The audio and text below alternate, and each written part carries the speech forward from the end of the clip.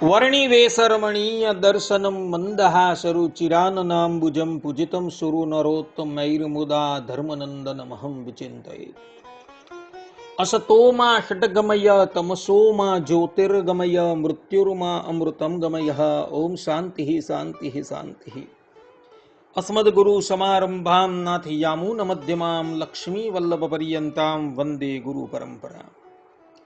આજની જ્ઞાન સભાની અંદર પધારનારા બધા જ ભગવદ ભક્તોને વેદાંતાચાર્ય, પુરાણ ઇતિહાસાચાર્ય, એમએ ફિલોસોફી શાસ્ત્રી રાકેશ ભાઈના હેતપૂર્વક જય સ્વામિનારાયણ. ભક્તો, આજની આ જ્ઞાન સભાની અંદર આપણે બધા વૈશાખ સુદ તૃતીયા, અક્ષય તૃતીયાનું મહાત્મ્ય તથા તે દિવસે સ્નાન દાન કરવાથી કયા ફલની પ્રાપ્તિ થાય છે આ વિષય પર થોડી વાત શ્રવણ કરશું. તો બધા જ શ્રોતાગણો ધ્યાનપૂર્વક આ પ્રવચન શ્રવણ કરે અને એને આત્મસાત કરી લે.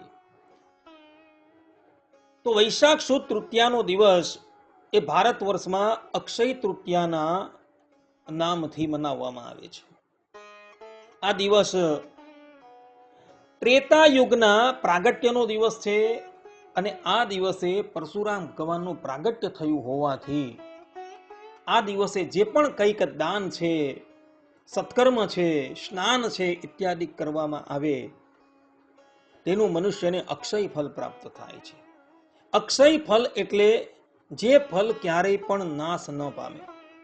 મનુષ્ય જીવનમાં પાપાચાર કરે એને લઈને એનું પુણ્ય ક્ષીણ થઈ જાય છે, પરંતુ અક્ષય ફલ એને કહેવામાં આવે કે પાપાચાર કરવાથી પણ જે ફલ ક્ષીણ ન થાય તેને અક્ષય ફલ કહેવામાં આવે છે. તો આ અક્ષય તૃતીયાના દિવસે અર્થાત કે વૈશાખ સુદ તૃતીયાના દિવસે જે પણ કોઈ ભગવદ ભક્ત કોઈ પવિત્ર નદીમાં સ્નાન કરે છે, કોઈ સુપાત્રને દાન આપે છે, તેનું ફલ અક્ષય થઈ જાય છે. જેમ કે સ્કંદ પુરાણ વૈશાખ મહાત્મયમાં કાર્તિક સ્વામી કહે છે કે વૈશાખે માસી શુક્લાયામ તૃતીયાયામ નરહ સદા યત કિંચિત દિયતે દાનમ તદ અક્ષયમ ભવેદ ધ્રુવમ. અર્થાત કે વૈશાખ મહિનાની શુક્લ પક્ષની તૃતીયા તિથિએ મનુષ્ય જે કંઈ દાન કરે છે તે નિશ્ચિત રીતે અક્ષય ફલ આપે છે. ભવિષ્ય પુરાણમાં ભગવાન વેદવ્યાસજી કહે છે વૈશાખસ્ય તૃતીયાતુ અક્ષયા પરિકીર્તિતા સ્નાન દાન જપ હોમૈ ફલમ અક્ષયમ અશ્નુતે. અર્થાત કે વૈશાખ માસની તૃતીયાએ અક્ષય તૃતીયા કહેવામાં આવે છે. આ દિવસે સ્નાન દાન જપ અને હવન કરવાથી અક્ષય ફલ પ્રાપ્ત થાય છે. મત્સ્ય પુરાણમાં મત્સ્ય ભગવાન કહે છે યત કૃતમ તત્ર દાનમ વા જપ હોમાદિકમ તથા સર્વમ ભવતિ અક્ષયમ નાત્ર કાર્યા વિચારણા. અર્થાત કે અક્ષય તૃતીયાના દિવસે કરેલું દાન જપ હવન વગેરે બધું જ અક્ષય બની જાય છે, એમાં કોઈ પણ જાતનો સંશય નથી. પદ્મ પુરાણમાં મહર્ષિ પુલસ્ત કહે છે કે અક્ષયા તૃતીયા નામ સર્વ પાપ પ્રનાશિની કૃતમ યત દાન જપાદી તત્સર્વમ અક્ષયમ ભવેત. અર્થાત કે અક્ષય તૃતીયા નામની આ તિથિ સર્વ પાપોનો નાશ કરનારી છે. આ દિવસે કરેલા દાન જપ વગેરે બધું જ અક્ષય ફલ આપનાર બને છે. શાસ્ત્રોમાં આ દિવસે સ્નાન કરવાનું ઘણું મહાત્મય બતલાવવામાં આવેલું છે. જેમ કે ભવિષ્ય પુરાણમાં કહેલું છે ગંગા સ્નાનમ વિશેષેણ તૃતીયાયામ નરહ કુરુ સર્વ પાપ વિનિર્મુક્તો વિષ્ણુ લોકમ સગચ્છતિ. અર્થાત કે આ અક્ષય તૃતીયાના દિવસે ગંગા સ્નાન અથવા તો કોઈ પવિત્ર નદીમાં સ્નાન કરનાર મનુષ્ય સર્વ પાપોથી મુક્ત થઈને વિષ્ણુ લોકને પ્રાપ્ત કરે છે. કેવલ આ દિવસે સ્નાન કરવા માત્રથી, અર્થાત કે કોઈ પવિત્ર નદીમાં સ્નાન કરવા માત્રથી મનુષ્ય ભગવત ધામમાં જવાનો અધિકારી બની જાય છે. આ દિવસે જપ છે, વિષ્ણુ પૂજન છે, એ કરવાનું પણ ઘણું મહાત્મય વર્ણવવામાં આવેલું છે. જેમ કે પદ્મ પુરાણમાં કહેલું છે વિષ્ણુર નામ સ્મરણમ કૃત્વા પૂજનમ ચ વિશેષતઃ અક્ષયમ ફલમાપ્નોતિ સર્વ પાપૈ પ્રમુચ્યતે. અર્થાત કે આ અક્ષય તૃતીયાના દિવસે ભગવાન વિષ્ણુના નામ સ્મરણ અને પૂજન કરવાથી અક્ષય ફલની પ્રાપ્તિ થાય છે અને પાપોથી મુક્તિ મળે છે. આ દિવસે અન્નદાનનું પણ વિશેષ મહત્વ બતલાવવામાં આવેલું છે.